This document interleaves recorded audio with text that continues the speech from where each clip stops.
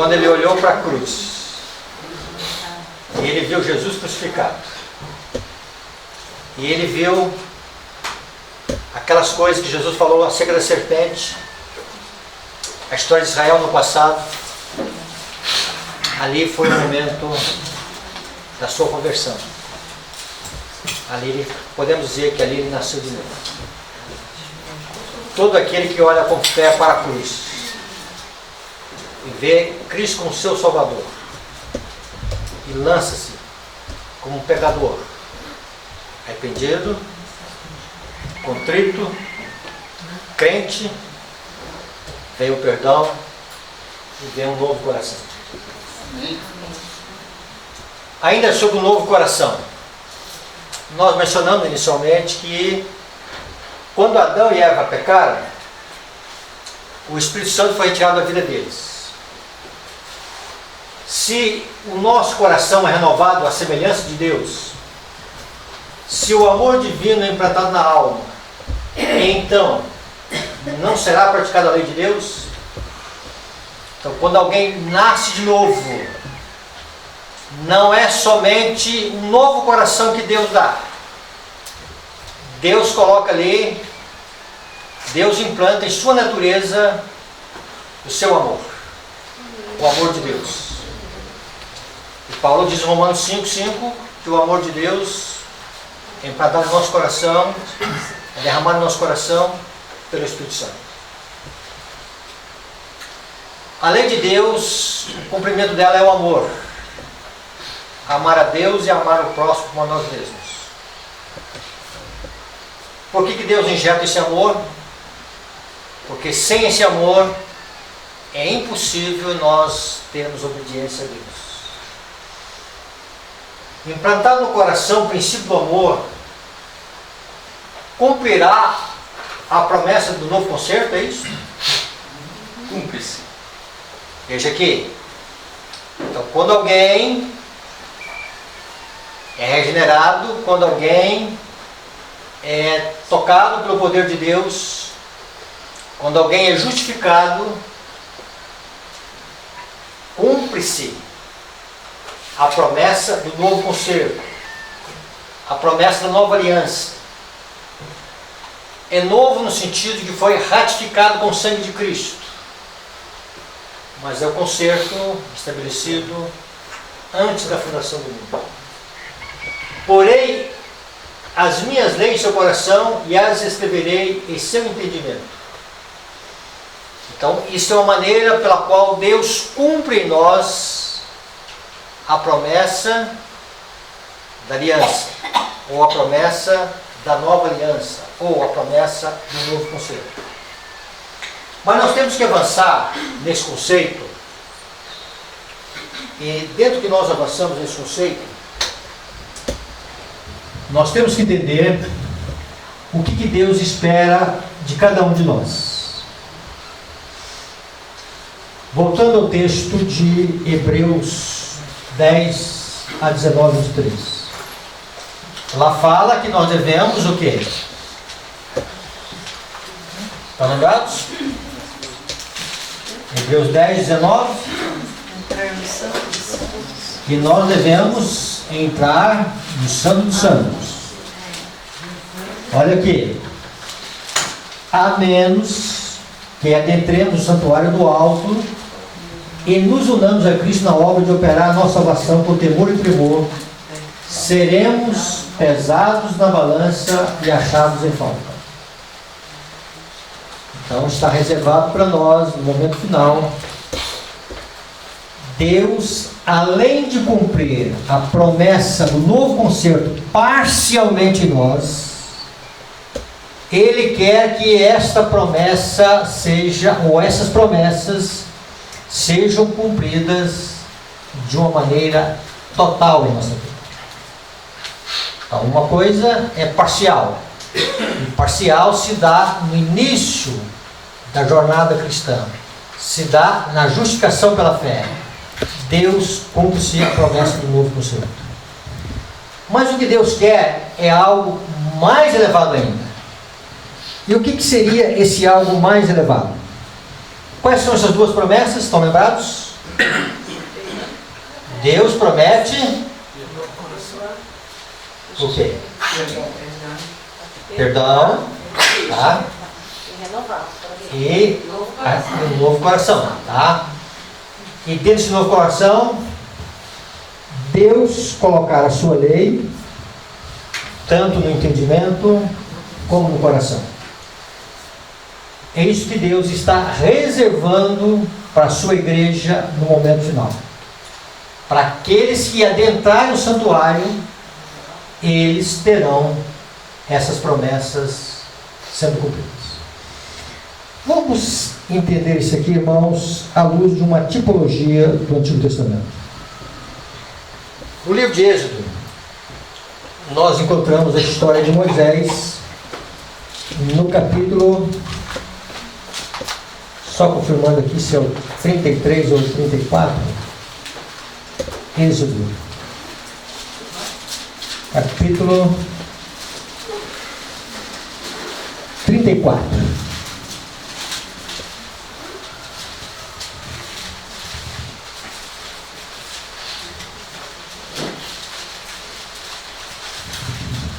Verso 1. Então disse o Senhor a Moisés: lavra 2 tábuas de pedra, como as primeiras, e eu as escreverei nelas as mesmas palavras que estavam nas primeiras tábuas que quebraste. Então Moisés, quando ele desce do monte, ele vai pegar as 2 tábuas de pedra e vai quebrá-las. E agora Deus está dizendo: Moisés, pega 2 tábuas, lavra e sobe, e lá vou novamente colocar ali os 10 mandamentos. Diz a palavra de Deus que Moisés subiu. No verso 28. E ali esteve com o Senhor 40 dias e 40 noites. Não comeu pão, nem bebeu água, e escreveu nas tábuas o quê? As palavras da aliança. Olha aqui, irmão, né? São as palavras da aliança. Porque aquilo que foi quebrado, Deus escreve novamente, porque o pensamento de Deus é que essas promessas, elas sejam cumpridas. Dentro disso aqui, está dizendo as 10 palavras. E Moisés permaneceu ali 40 dias e 40 noites, e ele não comeu pão e não bebeu água. Quando você vê o número 40 na palavra de Deus, pelo menos aqui a gente tem várias referências no número 40, tá? Mas 3 são bastante significativas. Nós olhamos na vida de Jesus, na vida de Elias e na vida de Israel. Israel vai passar 40 anos no deserto. Jesus passou 40 anos, 40 dias, 40 ali no deserto. Elias vai caminhar 40 dias no deserto. Aí o que acontece? O que o número 40 diz para nós? É um tempo que representa provas, desafios e o preparo para passar com outro nível. Quando nós olhamos para a igreja primitiva, Jesus passou o quê? 40 dias aqui, não foi? Depois da sua morte. Depois, 10 dias os apóstolos passaram em oração. E depois de 10 dias de oração, o que aconteceu? O Espírito Santo se manifestou na sua plenitude e na vida deles. A profecia diz que foi necessário 10 dias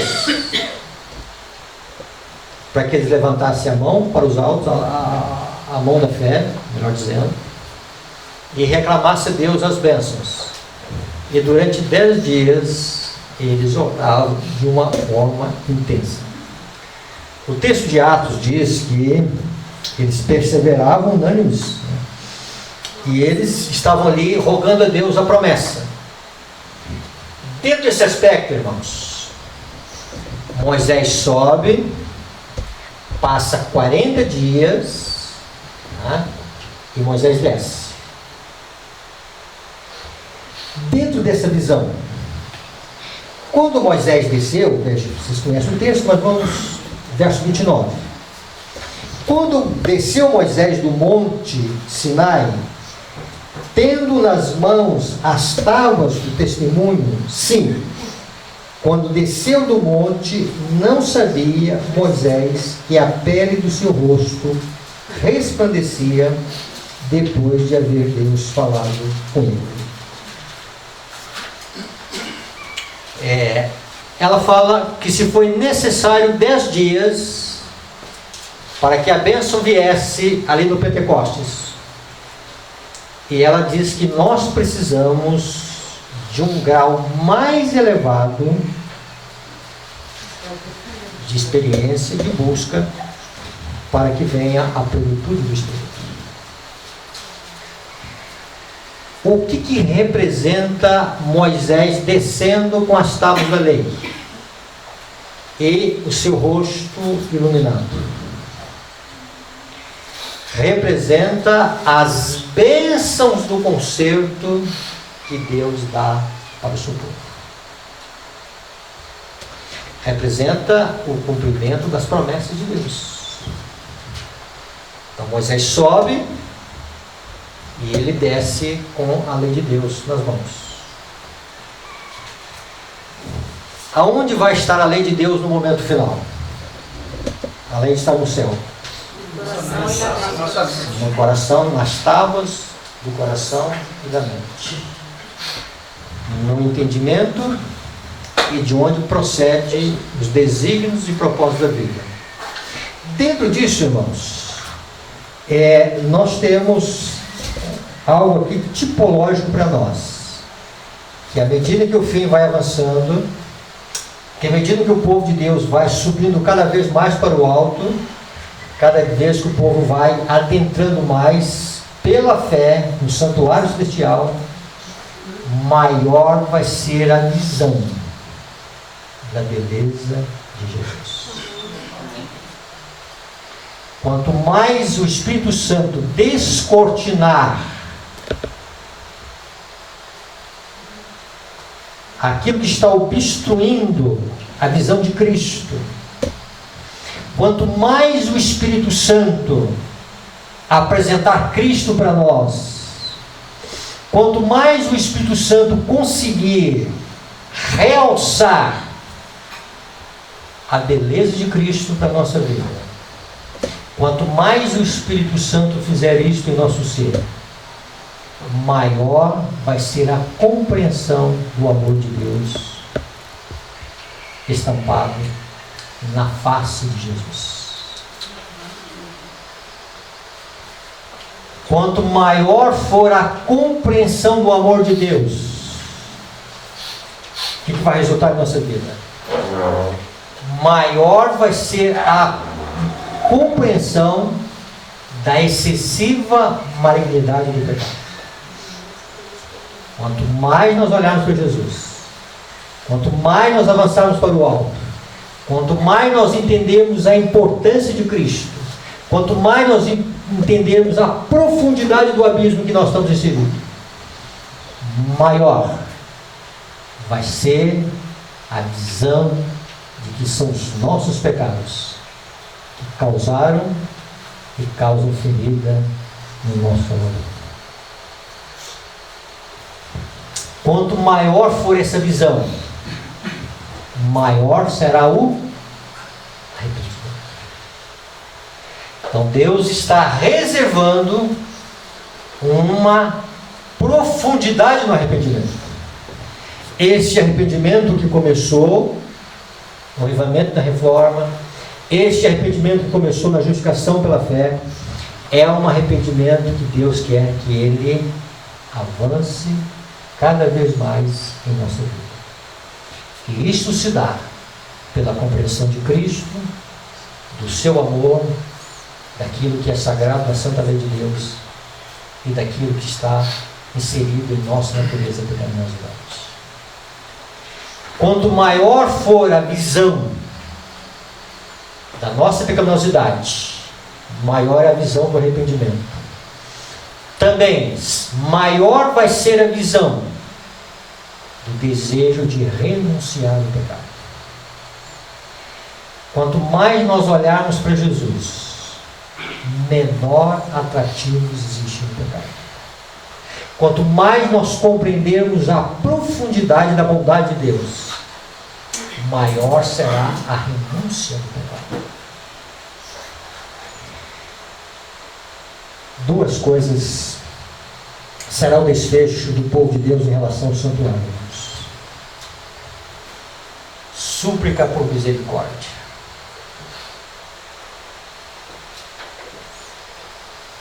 E além da súplica da misericórdia, a súplica pela ação da plenitude do Espírito Santo.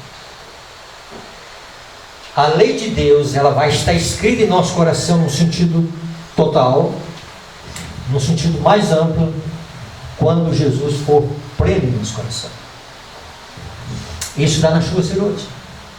Então, a chuva serôdia é a lei de Deus impressa, mais do que isso. É a lei de Deus fixada em nosso caráter. Então, Deus está reservando isso para o momento final. Essa é a bênção do Conselho. Quando se fala do perdão, nós temos que entender o perdão em duas dimensões. Primeiramente, o perdão, quando alguém trazia o seu animal, confessava o pecado, e esse animal era morto, e o sacerdote então levava esse sangue e adentrava o lugar santo. E ali, diante do véu, ele aspergia o sangue do animal sacrificado, e fora sacrificado por causa de que alguém pecou, alguém violou a lei de Deus, alguém quebrou a aliança de Deus, e agora esse pecador, ele estava expressando fé naquele que viria e morreria na cruz do Calvário. Isso era o ritual do santuário no seu básico.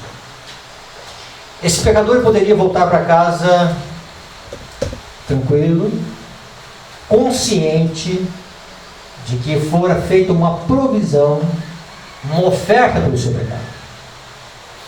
No entanto, ele não estava totalmente livre da lei de Deus, porque havia, vamos dizer assim, simbolicamente, uma transferência do seu pecado para a vítima, e da vítima do sangue imolado, ou ainda em algum momento o sacerdote comendo aquela carne, e quando adentrava no santuário, um lugar santo, havia a contaminação do santuário e o transportar do pecado para o santuário.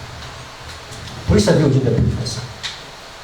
O dia da purificação era o dia em que o pecador poderia estar assim, vamos dizer assim, livre de qualquer condenação da lei de Deus, porque o seu pecado era removido do santuário.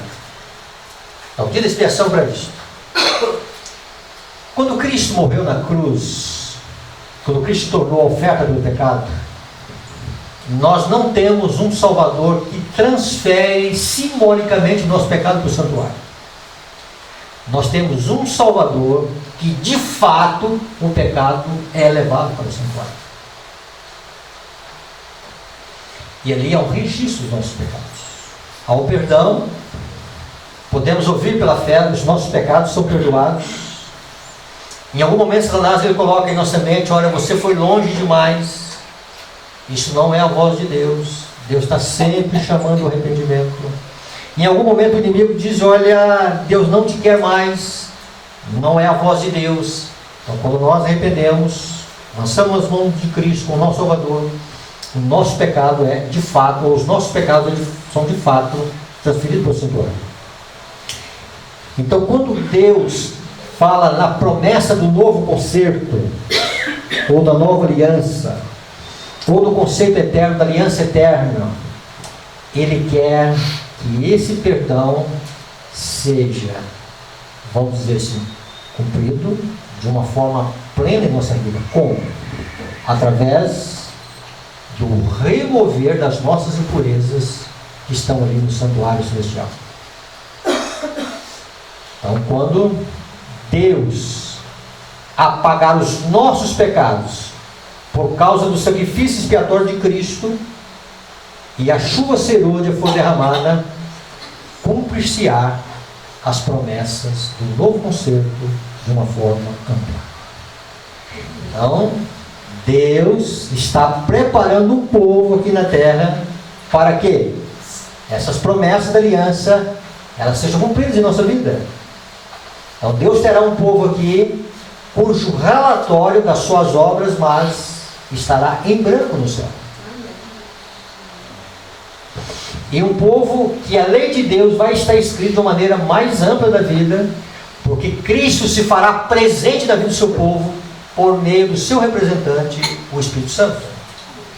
Então essas duas coisas, elas estão dentro do propósito de Deus, no momento final.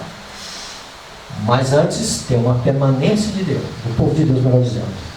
O povo de Deus permanece pela fé, adentrando cada vez mais, compreendendo cada vez mais Cristo Jesus, a sua importância, o seu sacrifício, a sua justiça, as suas bênçãos.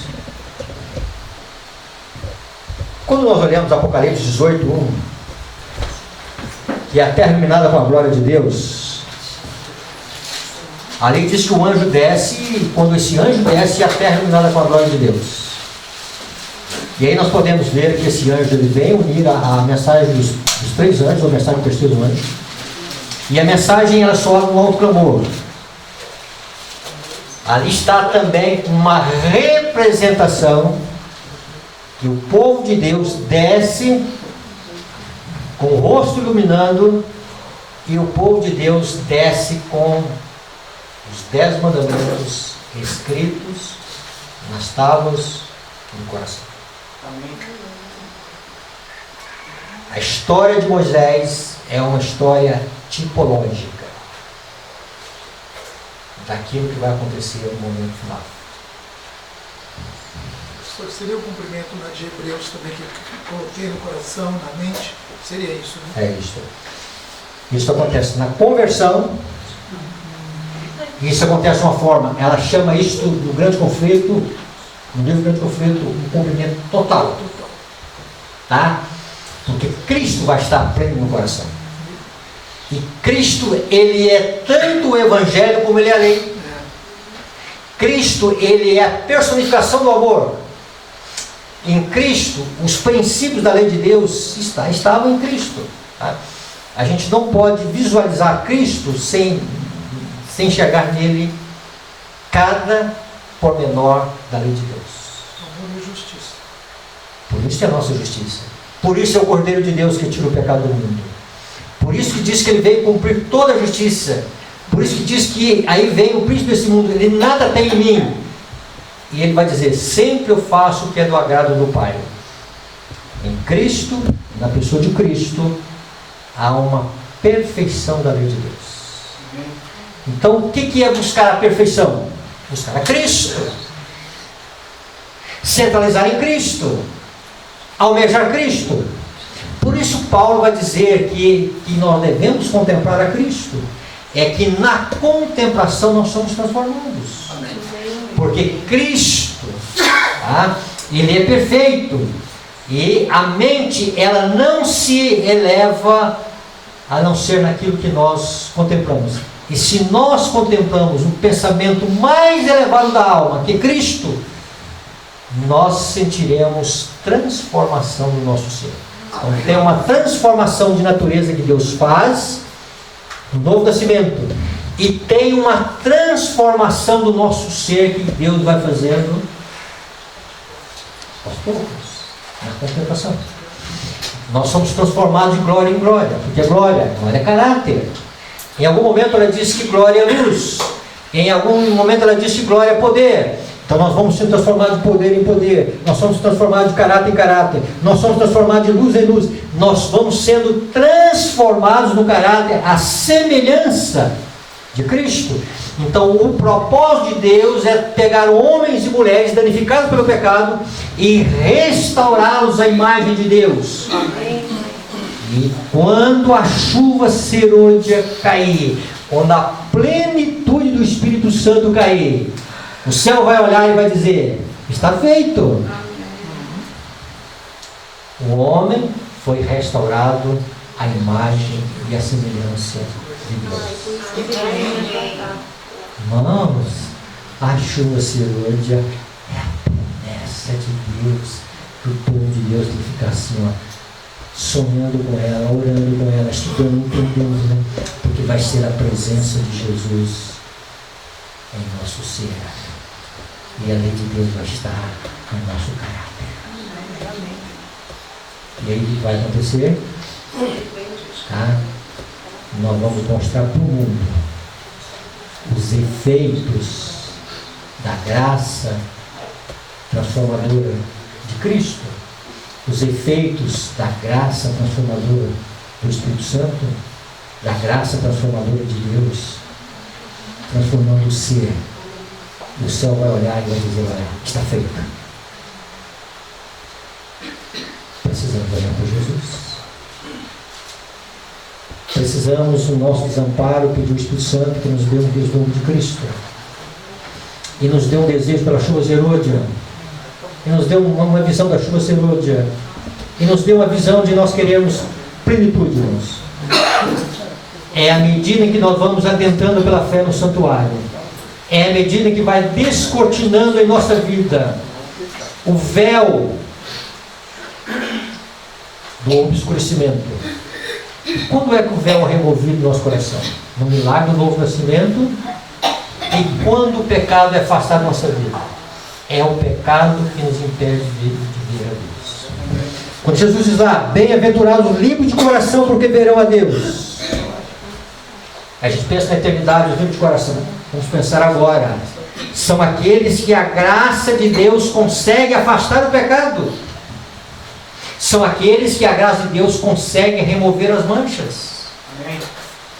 O pecado não somente traz culpa, mas como ele traz contaminação para o santuário da alma.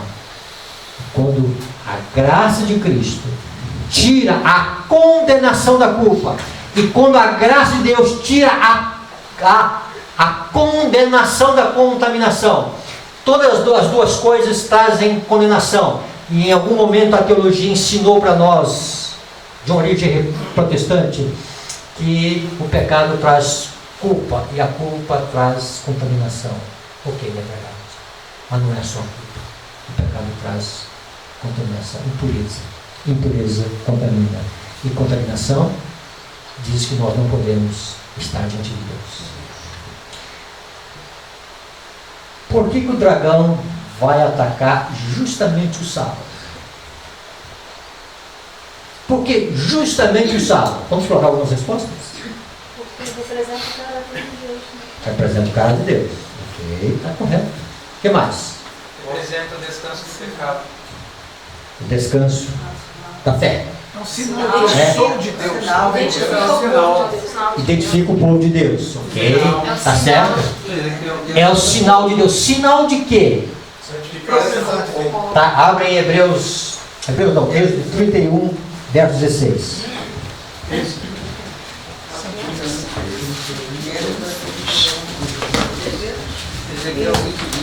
Vamos lá. 31, verso 16. Pelos que os filhos de Israel guardarão o sábado, celebrando por quê? Opa, aliança perpétua. Olha lá, então na aliança de Deus, nas bênçãos, nas promessas de Deus, Deus dá uma garantia de que Ele vai cumprir o que Ele prometeu. E essa garantia é o quê? O sábado. E aqueles que abraçam a aliança de Deus e permanecem pela fé em Cristo Jesus, é o sinal do poder da santificação, é o sinal criador de Deus, é o sinal de redenção. O sábado também é um sinal de redenção, e é o sinal que Deus tem os seus aqui na terra. Mas é o Senhor, é a garantia de que o Senhor vai cumprir as promessas da aliança.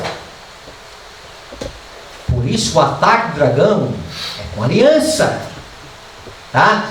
Por isso João dizendo, ó, foi vista a arca da aliança.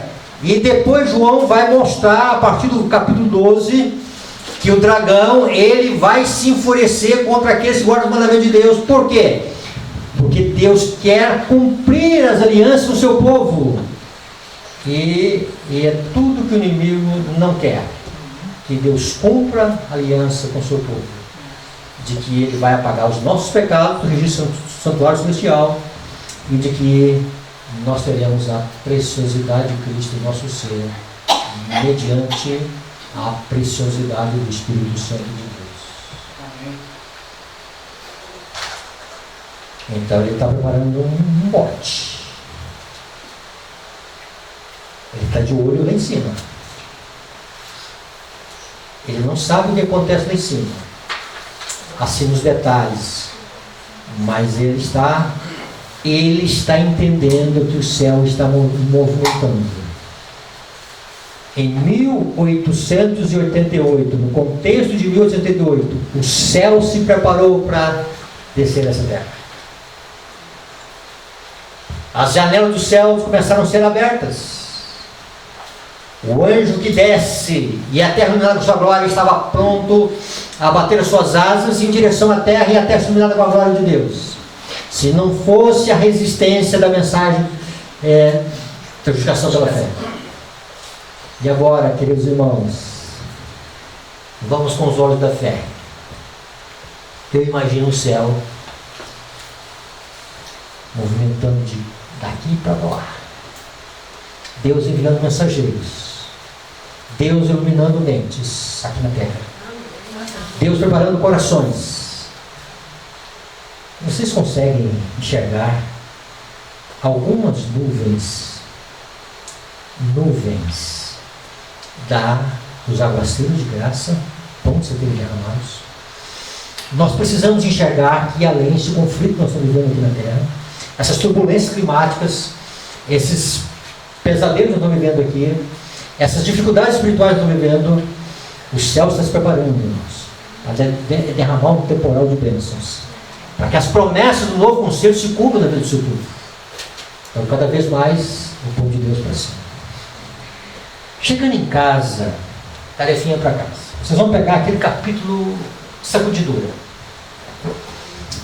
Aquele capítulo, ele tem algumas partes que são bastante interessantes. Todas elas são interessantes, mas uma delas, ali ela vê dois grupos.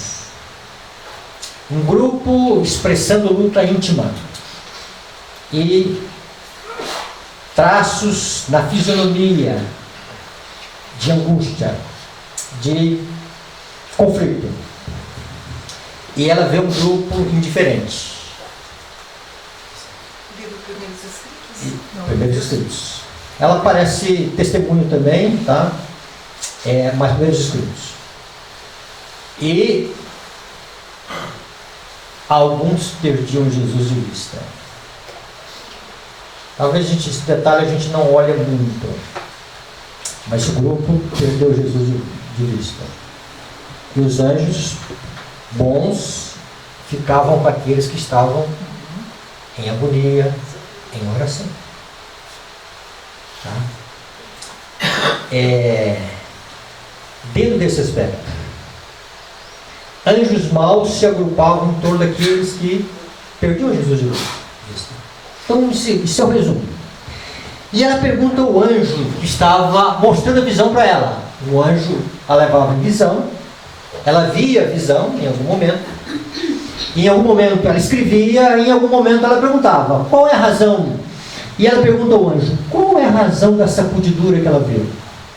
Ela não está falando de sacudidura pelas questões doutrinárias, sacudidura pela frieza espiritual.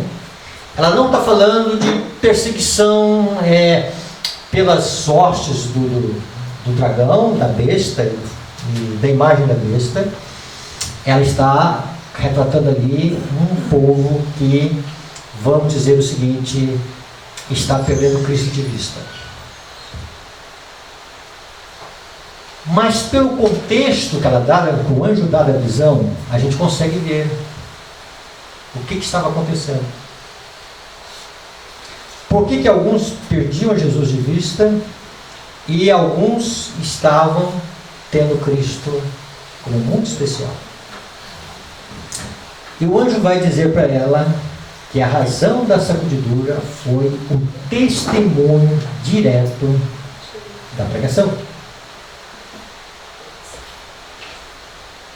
A mensagem do terceiro anjo, quando ela for acompanhada no poder do Espírito Santo, ela vai ser uma mensagem incisiva, de corte. Vamos falar um pouquinho sobre isso, mais ou menos. Tá? Ela é uma mensagem que ela vai revelar o que está nos bastidores do mundo. No mundo espiritual, no mundo político, no mundo de Babilônia, no mundo do espiritismo, no mundo do representante de Roma. Ela vai mexer profundamente com tudo que existe e está movimentando aqui contra a lei de Deus. Os bastidores do Império das Trevas. Então tem um mundo do Império das Trevas, tem um cenário da Igreja Dominical que a gente só vê pontos assim, tá? Mas a coisa é muito mais feia por detrás das cortinas, tá? Mas lá nos bastidores, nós não sabemos, tá?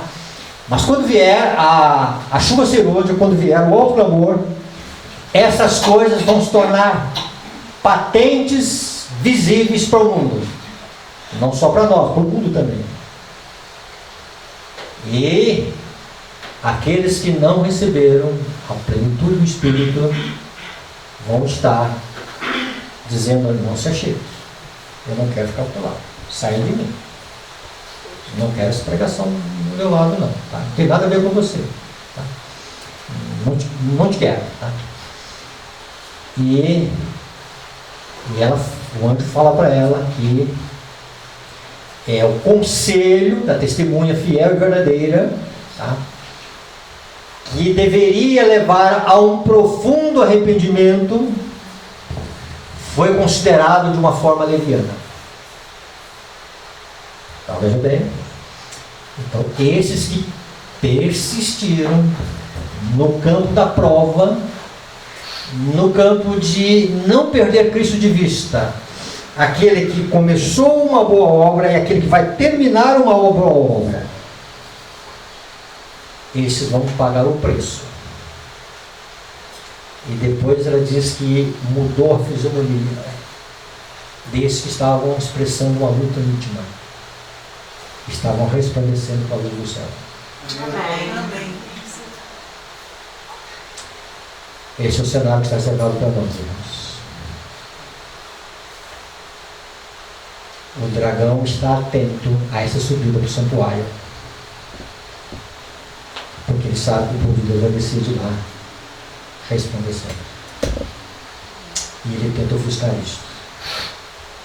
E a última tentativa dele, imposição do decreto, para impedir o povo de Deus de alcançar a excelência de Cristo Jesus na vida. O que temos vivendo, irmãos? É um tempo de definição. É um tempo, se nós queremos o santuário, se nós queremos aliança, ou um tempo, se nós queremos falar só do céu, das bênçãos do céu, sem querer realmente nos comprometer. A justificação pela fé é o momento que Deus tem aqui na terra para nós entendermos que Jesus é o nosso Salvador, é o nosso Redentor, é o nosso auxiliador, é tudo para nós. E esse Jesus está no santuário celestial. E Ele está como nosso sumo sacerdote. E Ele se condói por nós. E Ele quer que nós esteja cada dia mais olhando para Ele com fé. Porque Ele tem bênçãos para nós. Aquele que se coloca diante do conselho de Deus, no domínio do conselho, no domínio da graça de Deus, cada um dos 10 mandamentos é uma promessa que Deus fará cumprir em nossa vida. É uma corrente de 10 elos, e cada um daqueles elos ali é uma, vamos dizer assim, uma certeza. E se nós permanecermos firmes, aquilo vai se cumprir em nossa vida, como sendo promessa cumprida em nossa vida. A última coisa. Qual que era a maior dificuldade dos judeus em relação ao sábado? Eles não tinham dificuldade de entender a aliança de Deus. No sentido de que o sábado é o sinal dessa aliança. Não tinham essa dificuldade. Eles não tinham a dificuldade de entender o sábado como uma importante ordenança de Deus dentro do Velho Testamento. Não havia essa dificuldade de Deus. Não havia dificuldade na vida dos judeus na época de Cristo, nenhuma dificuldade de entender que eles precisavam ser mais zelosos com o sábado. Na verdade que havia algumas aberrações, exageros, tradições, mas vamos esquecer isso. Vamos colocar em algum momento que havia um zelo, e até maior que o nosso em relação ao sábado. Eles não tinham dificuldades com isso. Aonde estava a maior deficiência para o povo judeu na época de Cristo em relação ao sábado? É que eles rejeitaram a justiça que vem de Deus. E estabeleceram a sua própria justiça. Não seria este a história nossa dos adventistas? Nós não temos dificuldade de ter o sábado, nós não temos dificuldade de ser um sinal, nós não temos dificuldade do sábado ser, vamos dizer, uma ordenança de Deus e de um destaque, que vai ter um destaque mundial. Mas o sábado, ele precisa ser em nossa vida fruto da operação da graça de Deus em nossa vida. Ele precisa ser fruto da justiça de Deus operando em nossa vida. Ele precisa ter uma dimensão maior. Senão, o sábado pode ser até um dia de restrições, mas não é um dia de santidade. Ele pode ser um dia de ausência de trabalho. Sim, pode ser. Ele pode ser um dia de renúncia de salários altos numa firma? Pode ser. Mas se Cristo não é especial para nós, irmãos, o sábado perde o seu significado. Esse é o nosso maior perigo. O sábado, se Cristo, a excelência da cruz não for uma realidade da nossa vida, é um dia de culto, um dia de descanso, um dia de programas, de ação missionária, em alguma coisa. É um dia de ensaio, é um dia de comissão, é um dia de rituais, é um dia de programação. Precisamos entender o sábado como de Deus. Sábado não é para comemorar dia de pastores e assim por diante. Sábado é para exaltar a excelência do poder redentor e criador de Deus. Sábado é um dia de nós não termos festividades, relembrando datas, relembrando eventos, relembrando departamentos. Sábado é um dia de adoração, é o dia do Senhor. O único homenageado no sábado é o Senhor Jesus. E nós estamos perdendo o sentido do sábado. Nós estamos envolvendo o sábado num emaranhado de atividades em nome do Senhor, mas longe do Senhor. Nós precisamos, irmãos, entender que o sábado é muito mais do que nós temos um encontro de junta-panelas. Não é que o junta-panelas em si seja errado, mas às vezes o assunto que se gira em torno do junta-panelas não é sobre as coisas de Deus, não é sobre a santidade do sábado. E aí nós vamos pensando, porque nós proferimos o sábado, proferimos uma crença no sábado, proferimos uma crença no Senhor do sábado, nós temos uma relação com o Senhor Jesus. Se a justificação pela fé não estiver acontecendo na sua vida, o sábado é um dia com uma conotação especial para nós, mas em sentido espiritual aos olhos de Deus. A cruz tem que ser o sentido específico do sábado. O deleite do sábado tem um descanso físico, sim. Tem um descanso de ausência de atividade secular, sim. É bom isso, é saudável isso, dá alegria para o coração. Mas a maior bênção do sábado é a pessoa de Cristo.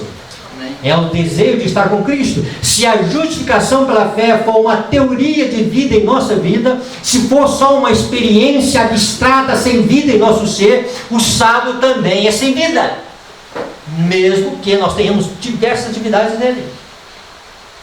Nós precisamos, irmãos, entender a luz de Deus, tá?